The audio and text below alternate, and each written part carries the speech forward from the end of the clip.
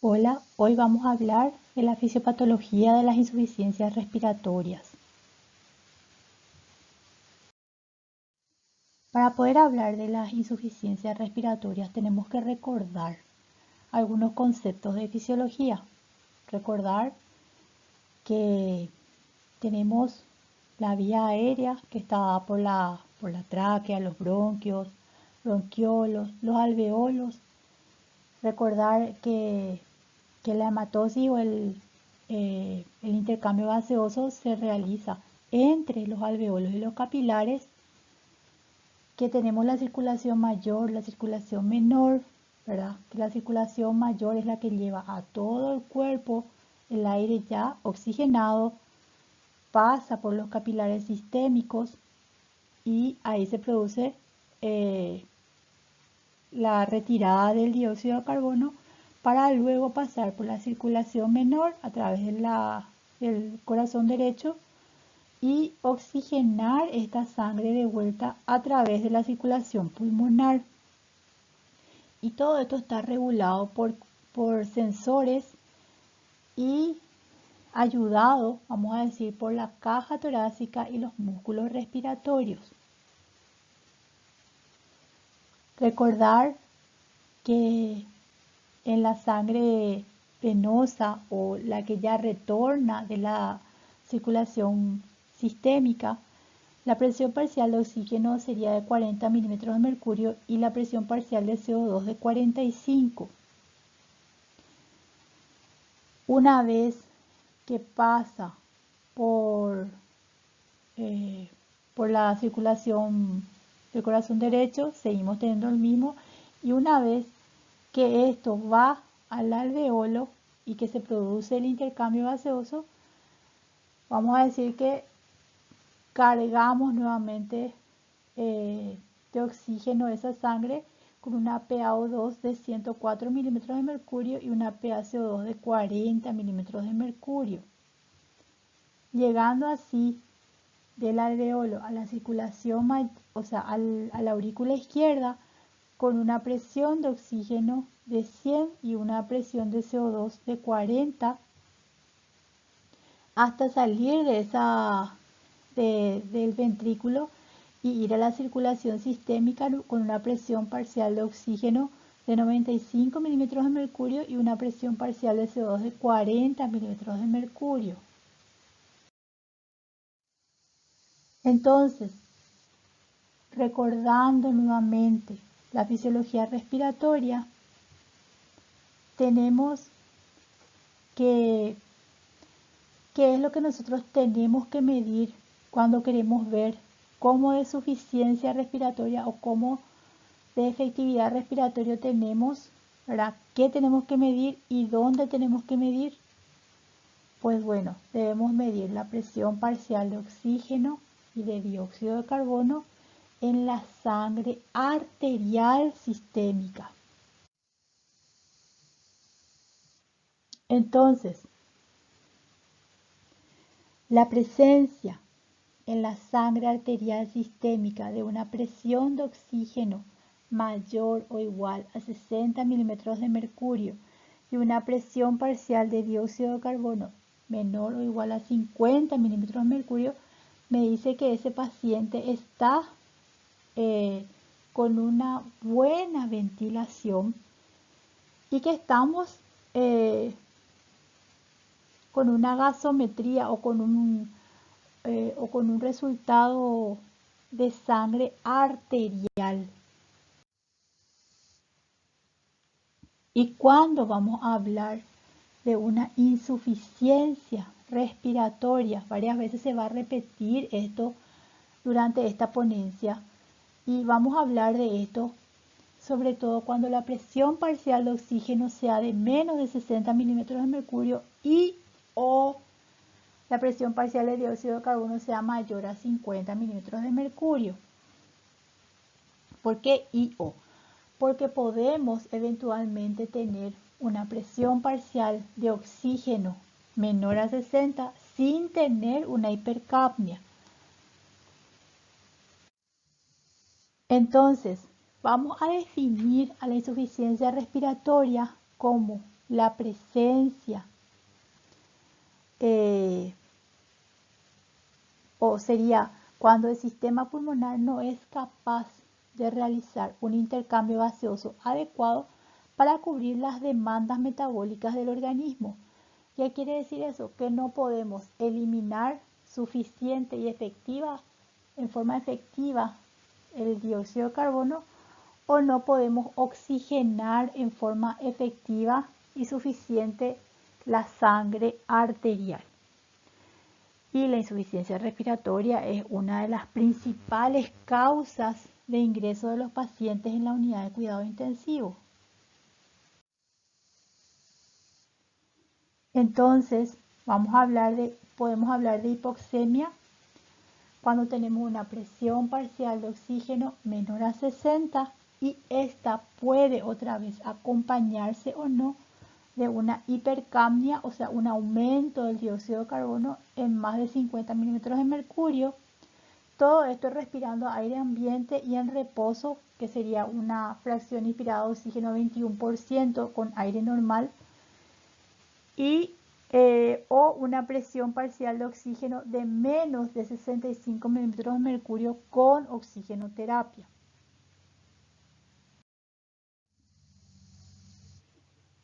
Y otra vez, el problema de la insuficiencia respiratoria puede encontrarse a nivel de la ventilación, que sería a nivel del alveolo en sí, un problema a nivel de la difusión, que sería en la membrana alveolo-capilar, y un problema a nivel de la perfusión, que sería a nivel de la circulación que va a pasar por esa zona pulmonar. Entonces, las variables de la ventilación sería problemas a nivel del control ventilatorio, un problema a nivel de las vías motoras, puede ser un problema a nivel de la caja torácica, puede ser un problema a nivel de la pleura o de la distensibilidad pulmonar, o también un problema a nivel de la permeabilidad de la vía aérea. Si el problema está a nivel de la difusión, no vamos a poder realizar la hematosis, no va a poder salir el dióxido de carbono, no va a poder entrar el oxígeno. Y esto, como les digo, es un problema a nivel de la membrana alveolo-capilar, que como ustedes saben tenía varias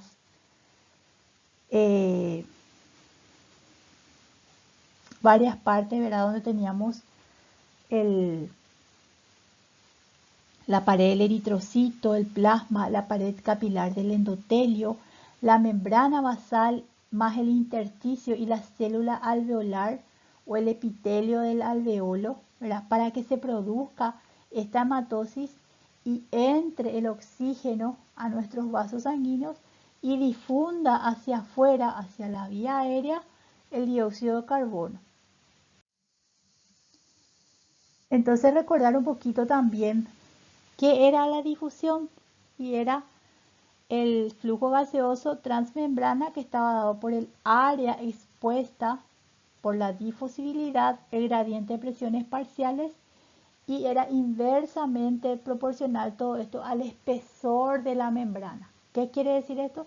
Que el flujo gaseoso transmembrana, si es que el espesor de la membrana va aumentando, va a ir disminuyendo ese flujo gaseoso.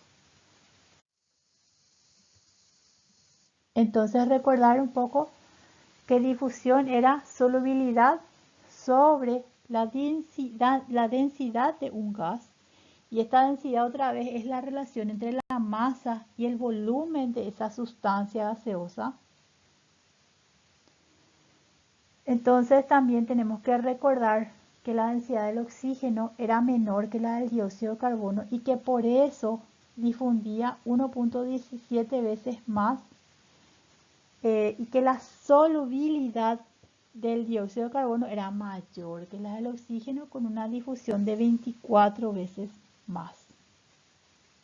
Entonces, la difusión del dióxido de carbono es 20 veces más rápida que la del oxígeno. Por eso que cuando llega el dióxido de carbono al alveolo sale, ¿verdad? Es más fácil que se desprenda o salga de nuestro cuerpo el dióxido de carbono, no se queda fijo. Y tenemos también la variable de la perfusión. ¿Qué pasa acá? Que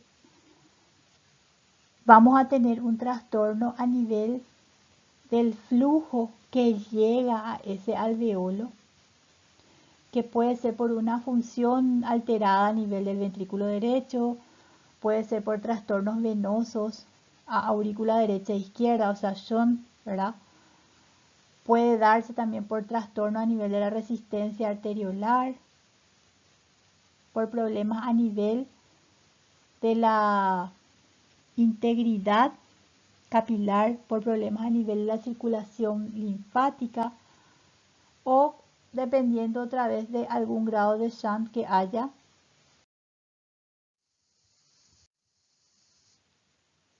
Entonces, tenemos que recordar que la presión en la circulación pulmonar es un sistema de bajas presiones, que se acordarán que la presión sistólica de la arteria pulmonar tiene que ser menos de 30 milímetros de mercurio. La media capilar pulmonar era menor a 20 milímetros de mercurio. Y se acordarán también que las presiones en las aurículas y los ventrículos del lado derecho eran mucho menor que del lado izquierdo. ¿Quién es el que nos da la presión sistémica? El que define la presión sistémica o la presión arterial en sí es nuestro ventrículo izquierdo. En cambio, si vamos a hablar de la circulación pulmonar, acá es un sistema de bajas presiones. Y pequeños cambios a nivel de esa presión a nivel ventricular derecha o auricular derecha se va a transmitir en forma retrógrada a nuestros pulmones. Todo esto debido a que hay un mayor diámetro en sus componentes, hay un mayor o un gran lecho capilar a nivel pulmonar y también se puede dar a que hay una mayor distensibilidad o compliance a nivel del sistema de la circulación pulmonar. Todo esto por una baja resistencia porque es un sistema de bajas presiones. Entonces, si nosotros desarrollamos hipertensión pulmonar, vamos a tener una presión sistólica de la arteria pulmonar mayor o igual a 30 milímetros de mercurio o podemos tener una presión media de capilar pulmonar mayor a 20 milímetros de mercurio, en donde recordando otra vez que si presión es flujo por resistencia, en la hipertensión pulmonar vamos a tener un aumento de la presión pulmonar por aumento del flujo o puede ser por aumento de la resistencia. Y esto se ve sobre todo en estados hiperkinéticos o en shunt de izquierda a derecha. Entonces, en pacientes con hipertensión pulmonar por hiperresistencia o por aumento de la resistencia pulmonar, vamos a tener mayor resistencia arterial, vamos a tener mayor resistencia arteriolar y o capilar primaria o secundaria, vamos a tener un engrosamiento de esos vasos y luego tenemos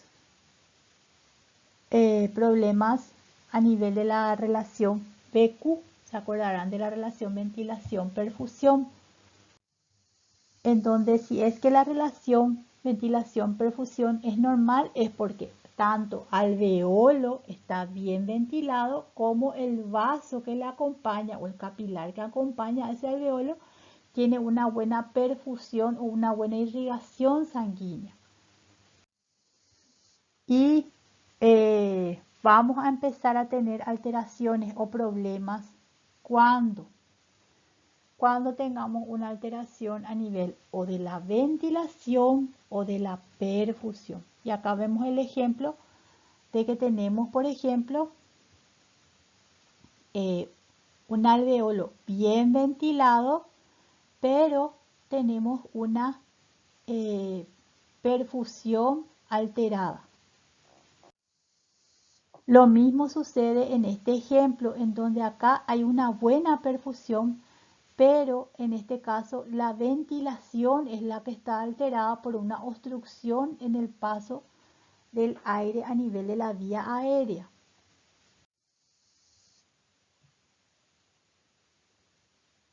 Y ahora vamos a empezar a hablar un poquito sobre lo que sería el aporte ventilatorio, que sería la máxima ventilación sostenible sin fatiga respiratoria y que en un adulto sano de 70 kilogramos de peso es de aproximadamente 90 litros por minuto, que sería más o menos 15 veces más de lo que realmente nosotros necesitamos. Y todo esto se da gracias o esto nos lleva al concepto de la demanda ventilatoria, que es el nivel o al nivel de ventilación exigido al sistema respiratorio por el mecanismo de control del sistema nervioso. Entonces, el aporte es lo que yo puedo dar y la demanda es lo que yo necesito utilizar en un momento dado. Sería como los ingresos y egresos de una caja de ahorro, ¿verdad? El aporte es lo que yo puedo poner en la caja de ahorro y la demanda es lo que yo quiero gastar eventualmente. ¿Y qué pasa? En las personas sanas, en caso de un cuadro de insuficiencia respiratoria, el aporte es mayor que la demanda. Entonces nosotros tenemos un estado fisiológico de reserva intacto. Pero ¿qué pasa cuando mi aporte y mi demanda se igualan? Bueno, ahí en este caso, sobre todo a nivel del cuerpo, estamos ya en un estado borderline respiratorio a punto de fallar. Porque acá no hay un ahorro, no hay un resto que podamos darle al cuerpo si es que por ahí empezamos a utilizar de más. Acá estamos justito. Y esto es lo que se suele ver, por ejemplo, que el aporte y tu demanda se igualen, se puede ver, por ejemplo, en personas con una crisis asmática leve a moderada, en donde la ventilación y el aporte ventilatorio y la demanda ventilatoria se igualan. Y entramos en una falla respiratoria cuando mi aporte es menos que mi demanda. Yo necesito de más, necesito mucho más de lo que estoy dando. Y esto sería como la persona que está en bancarrota, porque gastó más de lo que realmente puede pagar, vamos a decir, o de lo que tiene en su caja de ahorro, y entonces entra en bancarrota esa persona. Lo mismo pasa con nuestro sistema respiratorio. Cuando yo tengo una demanda exagerada para lo que yo estoy aportando o lo que yo estoy teniendo de reserva, es cuando voy a una falla respiratoria. Y esto se puede ver en el paciente con enfermedad pulmonar obstructiva crónica, en pacientes con sepsis. Entonces, los síndromes fisiopatológicos que pueden llevarnos a un cuadro de falla respiratoria serían los cuadros de hipoventilación, pacientes con bloqueo alveolo capilar, pacientes con síndromes obstructivos severos o restrictivos agudos, defectos de la perfusión o pacientes que tengan una desproporción a nivel de la ventilación-perfusión.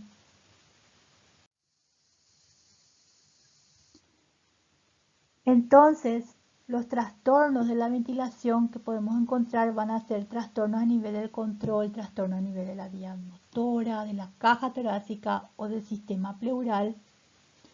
Y también pueden ser trastornos a nivel de la distensibilidad pulmonar en sí. Otro problema puede ser un trastorno a nivel de la permeabilidad de la vía aérea. Entonces, el síndrome de bloqueo alveolo capilar tenemos cuando hay una alteración o un síndrome fisiopatológico respiratorio originado porque hay una alteración en la difusión de los gases a nivel de esa membrana alveolo capilar. No puede pasar ni oxígeno hacia adentro ni salir el dióxido de carbono. Y esto otra vez va a ser diferente si el bloqueo es leve, moderado o si es severo. Entonces, cuando el bloqueo es leve a moderado, podemos tener una alteración, por supuesto, de la entrada de oxígeno. Nos va a llevar a una hipoxia y esa hipoxia va a estimular a los centros respiratorios aumentando la eliminación de dióxido de carbono o lavando el CO2 como se dice. Y entonces acá vamos a tener una hipoxia con hipocapnia.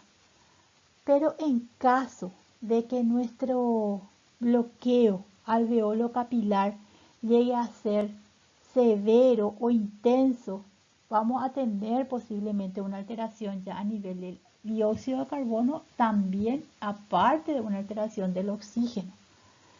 Entonces, en este caso, el paciente ya va a estar con una hipoxia hipercápnica, ¿sí?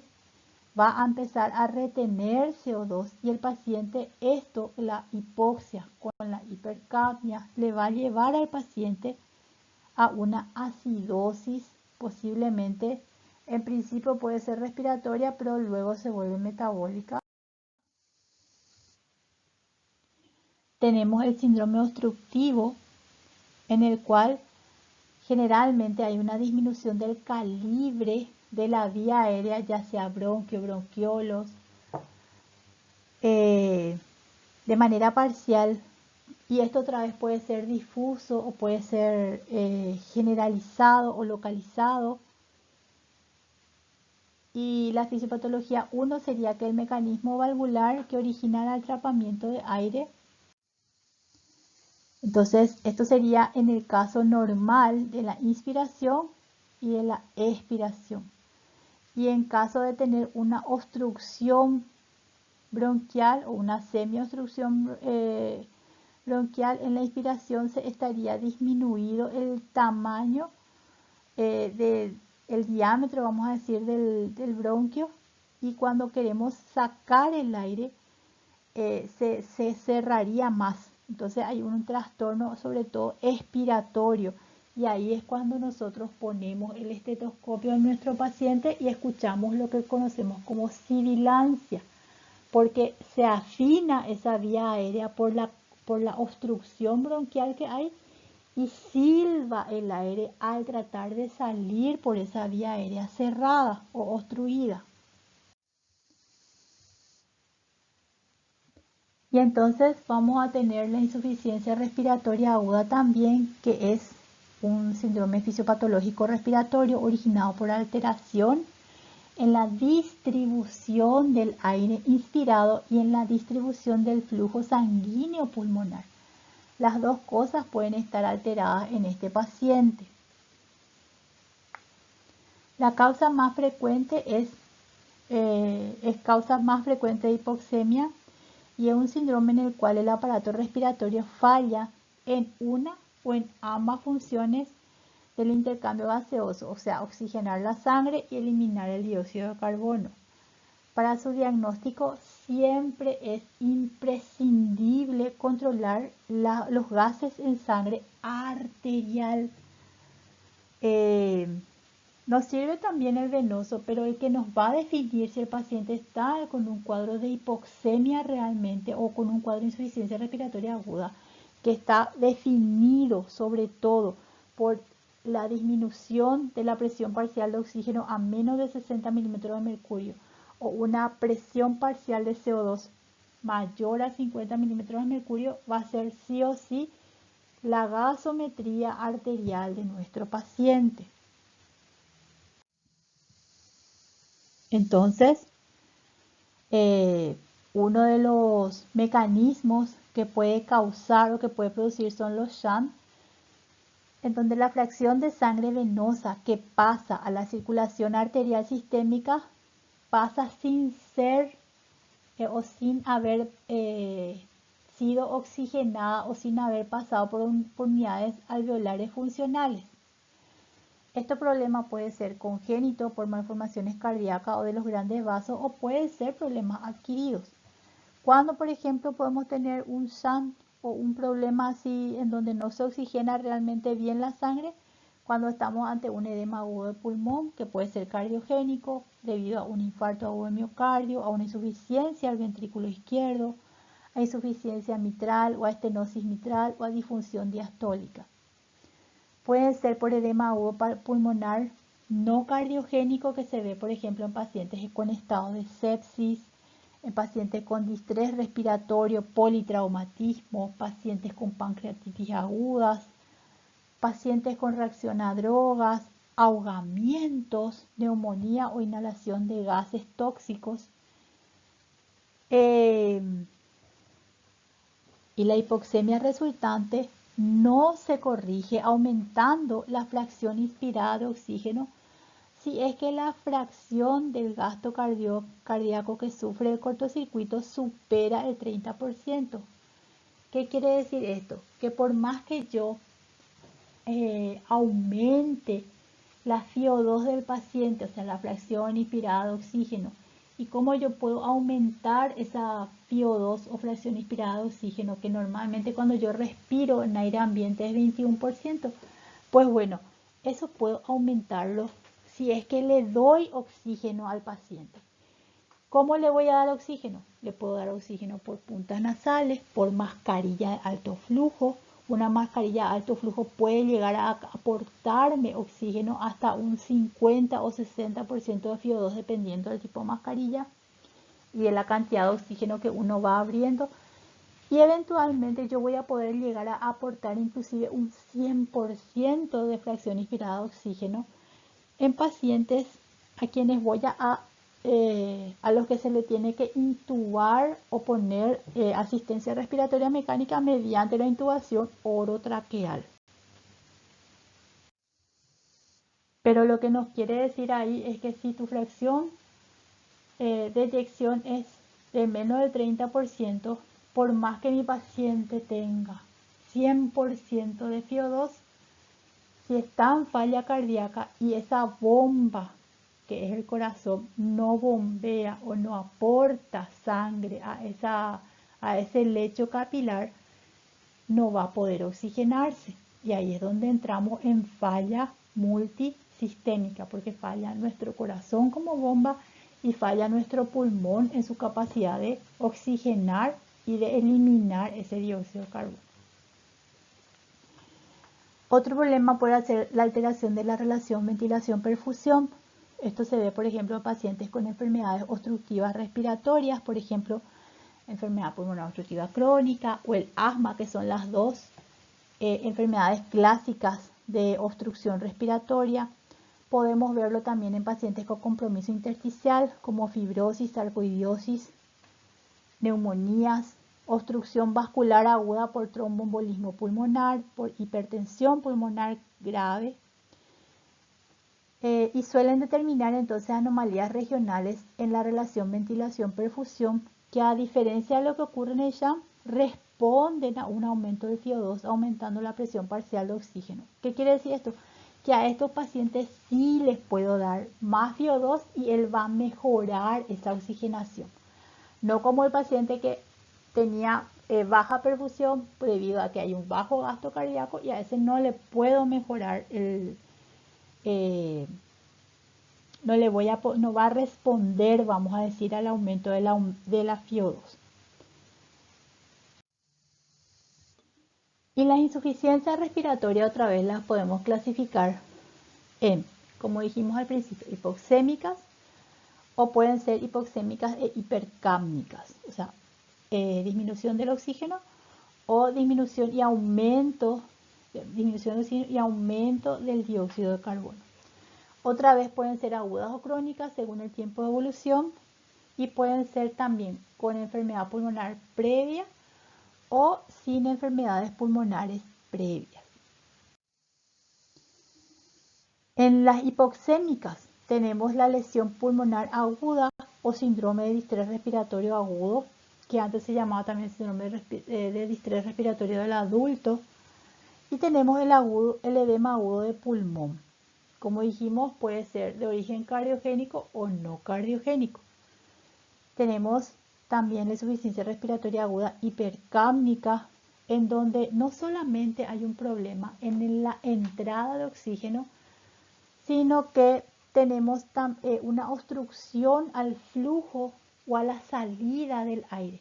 Entonces retenemos CO2, se junta el dióxido de carbono dentro de nuestro pulmón y esto también puede ser por una insuficiencia respiratoria central debido a que no estamos ventilando bien porque tenemos un trastorno a nivel del centro respiratorio o por un problema neuromuscular. ¿Qué quiere decir esto? Y el paciente que está reteniendo dióxido de carbono porque no tiene fuerza para respirar, tiene mala mecánica respiratoria, entonces como no puede expandir esa caja torácica porque los músculos respiratorios no están respondiendo, ya sea por un problema neuromuscular o muscular en sí, entonces no puede expandir, no puede sacar ese dióxido ni tampoco meter oxígeno y empezamos a retener también dióxido de carbono. Se ve mucho en los pacientes que tienen, por ejemplo, miastenia gravis, en pacientes EPOC que están ya cansados, porque el EPOC se cansa, llega un momento en que el paciente ya no da más. Los pacientes obesos también llegan a este tipo de problemas y casi siempre termina siendo una hipoxémica hipercápnica, o sea, algo mixto. Como les dije, la insuficiencia respiratoria hipoxémica se define cuando la presión parcial de oxígeno es menor a 60 con una presión parcial de dióxido de carbono normal o baja. Y una insuficiencia respiratoria hipercápnica se define cuando la presión parcial de CO2 o de dióxido de carbono es mayor a 50 y generalmente se asocia a presión parcial de oxígeno disminuida en el aire respirado, ¿verdad? Según el tiempo de evolución pueden ser agudas o crónicas. La insuficiencia respiratoria hipercápnica aguda se desarrolla generalmente en minutos u horas, por lo que el pH menor a 7.30, mientras que en las formas crónicas se puede desarrollar en días, permitiendo que se produzca una compensación renal generando una retención de bicarbonato y haciendo que el estado ácido-base no se vea tan alterado. En cambio, cuando es una insuficiencia aguda, enseguida, en minutos, en horas, el paciente entra en acidosis.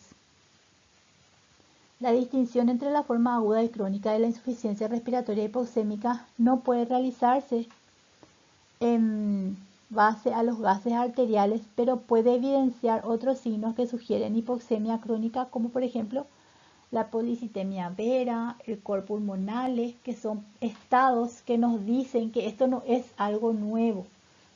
Y eso van a ver, por ejemplo, en los pacientes EPOC, en los pacientes pulmonares obstructivos crónicos, sobre todo el que ya es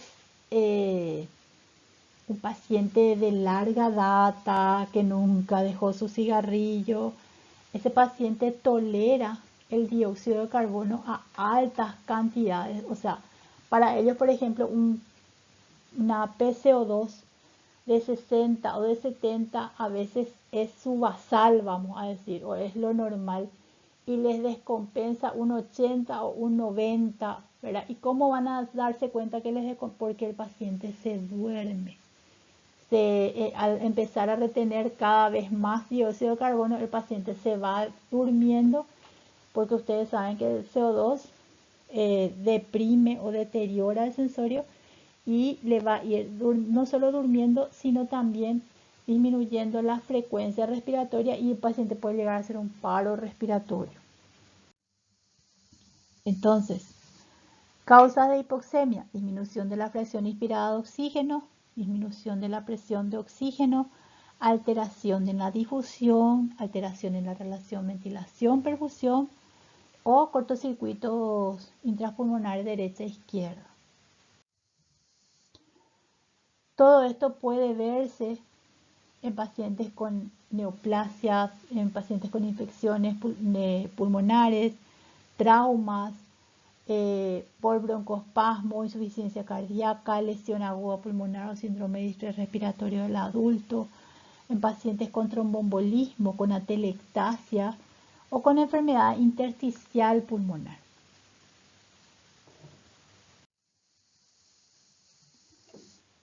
Y ahora vamos a hablar un poquito del síndrome de distrés respiratorio del adulto, que es algo de instalación brusca dentro del contexto de un paciente infectado, generalmente con una neumonía o con una influenza, o ahora con el tema del coronavirus. ¿Y qué es lo que tenemos? Generalmente tenemos una hipoxemia hipercápnica que lleva al paciente a una acidosis respiratoria, en donde hay una hipoventilación alveolar, generalmente por disminución del impulso ventilatorio central o por trastornos neuromusculares o por alteración muscular de la pared torácica. Puede ser también por alteración de la vía aérea, y también acá se ve puede estar implicada alteración en la relación ventilación-perfusión con aumento de la producción de CO2 o retención, vamos a decir, del dióxido de carbono. Y cuando es un problema central puede ser por medicamentos, problemas metabólicos, por neoplasia, por problemas infecciosos. Cuando es un trastorno neuromuscular puede ser por la misma cosa, trauma, por ejemplo, paciente que está con una fractura de las parrillas costales, ese paciente no va a poder meter como quiere ni sacar todo el aire. Entonces va a haber una restricción en la entrada y salida del aire, y eso le va a causar posiblemente una insuficiencia hipoxémica hipercápnica por medicamentos, problemas metabólicos, cetoacidosis por ejemplo, neoplasias, infecciones, la miastenia gravis, que como ustedes saben es un problema neuromuscular, a nivel de la placa motora, en el tema de la postsinapsis, ¿verdad? Por problemas en la vía aérea, en infecciones, aumento tisular, por trauma, por parálisis de cuerdas vocales, o a nivel de la pared torácica, como dijimos, por trauma, por derrame pleural, escoliosis o esclerodermia. La esclerodermia da una fibrosis generalizada que hace que se vuelva un trastorno pulmonar restrictivo a la larga.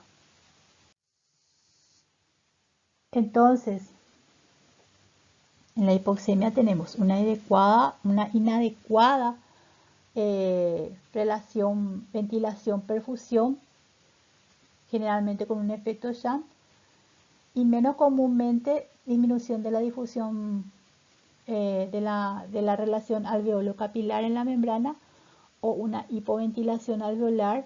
Puede verse todo esto también en pacientes que suben a altitud, o sea, a grandes alturas en poco tiempo, en el periodo de adaptación.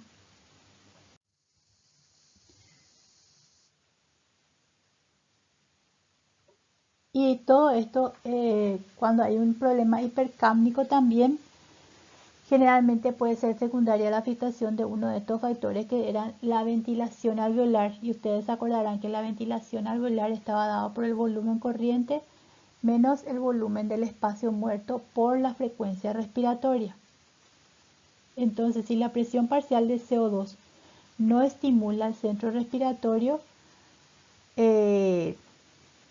vamos a empezar a retener, y esto puede ser por problemas de medicamentos, por medicamentos que deprimen el centro respiratorio, enfermedad pulmonar obstructiva crónica, alteraciones neurológicas o alteraciones a nivel de los músculos respiratorios.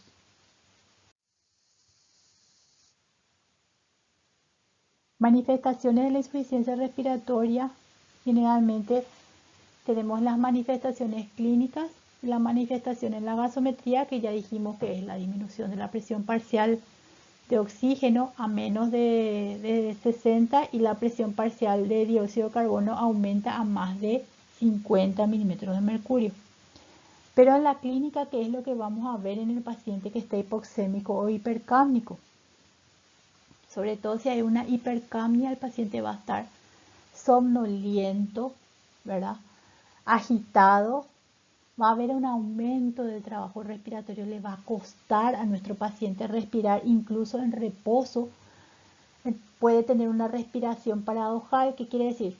Cuando ustedes meten el aire, ¿qué pasa? Se distiende el tórax, ¿verdad? Y baja el diafragma para que entre el aire. Pero en la respiración paradojal es que al meter el aire aumenta se ve como que lo que sube es el abdomen y no el tórax, ¿verdad? Entonces parecería como que hay una respiración en balancín. Vamos a tener también cianosis, o sea, coloración azulada de las porciones distales del cuerpo, que va a empeorar si es que el paciente encima de todo tiene un cuadro anémico. El paciente va a estar disneico, con falta de aire o sed de aire. Puede haber sudoración profusa o diaforesis, taquicardia, hipotensión. Y como dijimos, siempre con una presión parcial de oxígeno de menos de 60 o 50 y una presión parcial de dióxido de carbono mayor a 50. ¿Y cómo va a estar el pH? Y bueno, y acá otra vez va a estar implicado el tema de si es algo agudo o algo crónico.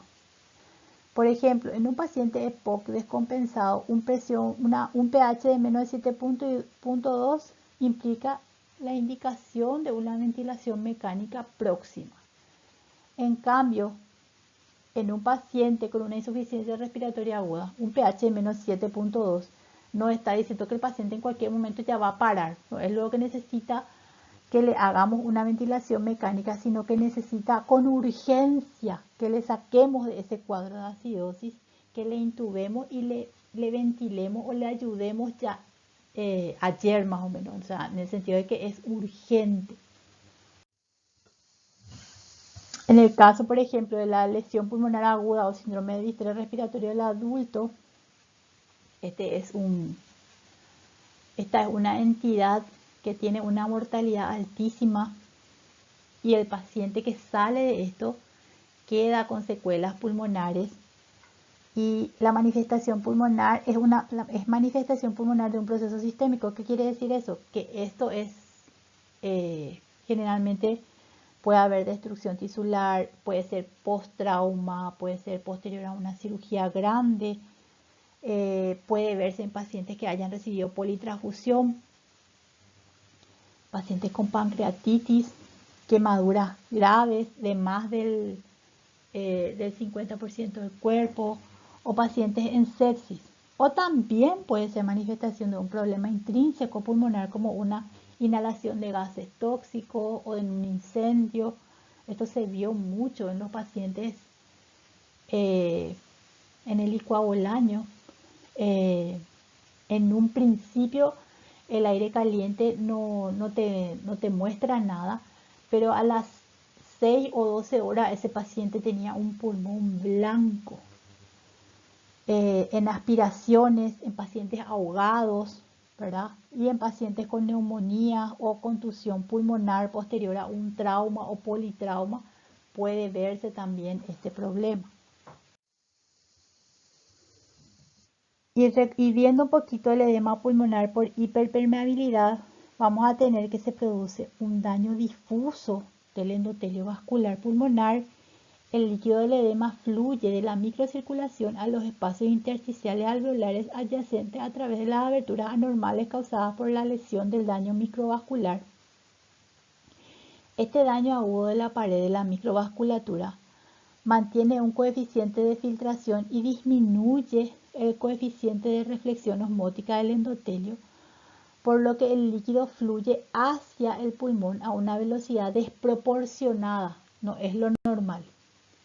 Y al aumentar la permeabilidad de la membrana alveolo-capilar, entonces se empieza a formar edema, incluso por una presión hidrostática normal a nivel de la microcirculación.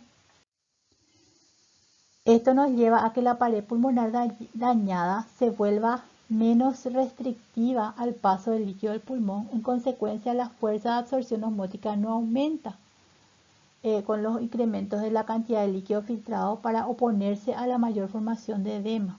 Y este edema por hiperpermeabilidad puede no hacerse evidente sino hasta 6 o inclusive 48 horas después de la lesión o de la injuria o de lo que haya causado ese daño, debido al progresivo desarrollo de la respuesta inflamatoria que está causando o que se está generando en el pulmón. Y la resolución de este edema, o sea, tratar de volver otra vez a un estado fisiológico, es lento. ¿Por qué? Porque esto tiene un alto contenido proteico del líquido filtrado, entonces tarda en reabsorberse todo esto. Y en el síndrome de distrés respiratorio agudo del adulto se produce un daño pulmonar agudo que resulta de un infiltrado pulmonar difuso, es bilateral, el pulmón se vuelve blanco, hay una hipoxemia severa y refractaria al tratamiento. O sea, ¿qué quiere decir esto? Que a pesar de que yo estoy aportando fracción inspirada de oxígeno a alta dosis, o sea, una FiO2 de 100%, no estoy consiguiendo una oxigenación adecuada. La saturación de mi paciente o la entrada de oxígeno no llega a lo que yo desearía, que tiene que ser por lo menos más del 95% de saturación de oxígeno. Hay una marcada reducción de la complacencia pulmonar y comienza una injuria aguda a la membrana alveolo-capilar que resulta en un edema por hiperpermeabilidad, como vimos en el anterior. Y la fisiopatología de este problema es que hay una iniciación, una amplificación y la lesión. En la iniciación empezamos con la respuesta inflamatoria de las células inmunitarias y no inmunitarias, donde hay liberación o secreción de mediadores inflamatorios como el factor de necrosis tumoral alfa, la interleucina 1, 8, 6 y 10. En la amplificación se activan los neutrófilos pulmonares y que llegan a través de la circulación, y después se produce ya la lesión con liberación de proteasas. Y este es el resultado, el pulmón blanco del síndrome de distrés respiratorio agudo del adulto. Este paciente sí o sí está intubado. Ya ven lo que tiene cable por todos lados. No se llega a ver bien, pero este paciente tiene un tubo orotraqueal. Y acá tenemos la imagen de la iniciación, que empieza con los mediadores proinflamatorios a nivel de los alveolos mediante la liberación de citoquinas y factores proinflamatorios, interleucina. La amplificación dada por la diapédesis y la llegada de mayor cantidad de células proinflamatorias, y la lesión en sí dada por las proteasas liberadas por todas las células que están implicadas en la lesión. Y a la larga eso, ¿qué es lo que produce? Un aumento o un edema proteico, o sea, un líquido en el alveolo en sí, llena ese alveolo de líquido, un líquido rico en proteínas que tarda en reabsorberse, y una vez que se va reabsorbiendo y que va mejorando, le da la regeneración de todo esto se ve mediada por un aumento de la fibrosis y de la actividad de fibroblasto con producción de importante fibrina a nivel del alveolo en sí. Entonces, por eso que les digo que estos pacientes quedan con una secuela importante si es que se recuperan o si es que salen de este cuadro. Entonces, recordar que en la lesión pulmonar aguda o síndrome de distrés respiratorio aguda tenemos un colapso alveolar donde hay un aumento de la permeabilidad, una alteración a nivel del surfactante, hay una hipoxemia debido a que la ventilación perfusión está totalmente alterada, un aumento de la membrana alveolo-capilar debido al líquido rico en proteínas que inunda ese alveolo que debería estar libre para poder hacer la hematosis, la distensibilidad debido al edema pulmonar importante y una hipertensión pulmonar porque se produce una vasoconstricción importante, una hipoxia, un aumento de la liberación de tromboxano y disminución del óxido nítrico, llevando a que este paciente esté en hipoxemia, hipercapnia y con una hipertensión pulmonar importante. Entonces, el aumento del flujo normal de sangre permite la agregación plaquetaria con la liberación de sustancias proinflamatorias, lesionando la membrana alveolo-capilar. Esto produce el síndrome de fuga capilar, produce un edema importante y deterioro del intercambio gaseoso por ese edema con la alteración de las sustancias tensoactivas que produce una alteración de la relación ventilación-perfusión. Todo esto con aumento de la tensión superficial, llevando a una atelectasia, disminución de la adaptabilidad y aumento del trabajo respiratorio, llevando mediante toda la alteración ventilación-perfusión a una hipoxemia con hipercapnia casi siempre. Entonces, recordar que los puntos claves en las insuficiencias respiratorias agudas es que pueden ser secundarias a problemas pulmonares primarios y a alteraciones no pulmonares, o sea, puede ser un problema sistémico, una sepsis, un paciente, un ahogado, un paciente con inhalación de humos tóxicos o en un paciente que haya aspirado mucho humo en un incendio cualquiera. Se describe como hipóxica o hipercápnica, y la gasometría arterial es nuestra principal herramienta diagnóstica. O sea, sin una gasometría arterial yo no puedo hacer el diagnóstico de insuficiencia respiratoria aguda. Yo puedo verle al paciente que está con dificultades respiratorias, que está con falta de aire, pero le hago una gasometría y me sale que el paciente todavía está con una PO2 y una PCO2 aceptable, no voy a intubar a mi paciente todavía, voy a tratar de ayudarle aumentando la presión inspirada de oxígeno. ¿Cómo? Aportándole más oxígeno por vía mascarilla con reservorio o por vía mascarilla con alto flujo. Pero si yo veo que a pesar de todo eso, haciendo una gasometría empieza a disminuir mi fracción parcial de oxígeno, o sea, menos de 60, y empiezo a tener un aumento de la presión parcial de CO2 mayor a 50, o por decirles luego, un paciente que está con una PO2 de 50 o de 45 y una PCO2 de 60, ese paciente necesita asistencia respiratoria mecánica, le tengo que ayudar. ¿Y cómo le voy a ayudar? Con una intubación orotraqueal y aportándole una FiO2 o una fracción inspirada de oxígeno. En principio, cuando uno intuba recién el paciente, siempre es de 100% y después vamos regulando según la gasometría que vamos haciendo cada cada 2 horas o cada 3 o cada 6, dependiendo de cómo vemos que va mejorando nuestro paciente y los parámetros que en principio sobre todo se ve también gracias a la saturometría o pulsimetría, oximetría de pulso, que es poniendo el saturómetro que ustedes conocen por el dedo del paciente. La más común de las insuficiencias respiratorias hipóxica es debido a la inadecuada ventilación-perfusión, y la etiología de la hipercapnia se relaciona con los 3 determinantes de la ventilación alveolar, o sea, cuando hay un trastorno a nivel del volumen corriente, ¿verdad? No entra y sale todo lo que tiene que entrar, cuando hay un aumento del espacio muerto o cuando la frecuencia respiratoria está alterada.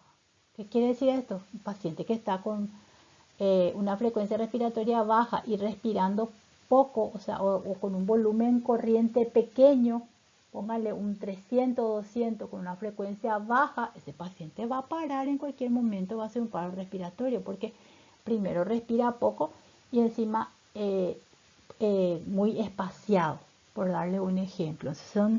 Son determinantes importantes. Ese paciente va a retener dióxido de carbono y eso va a empeorar más su estado, va a alterar su conciencia, se va a dormir y eventualmente, si no corregimos eso, aparte de entrar en un estado de acidosis importante, el paciente va a puede llevarle a un paro respiratorio y a fallecer.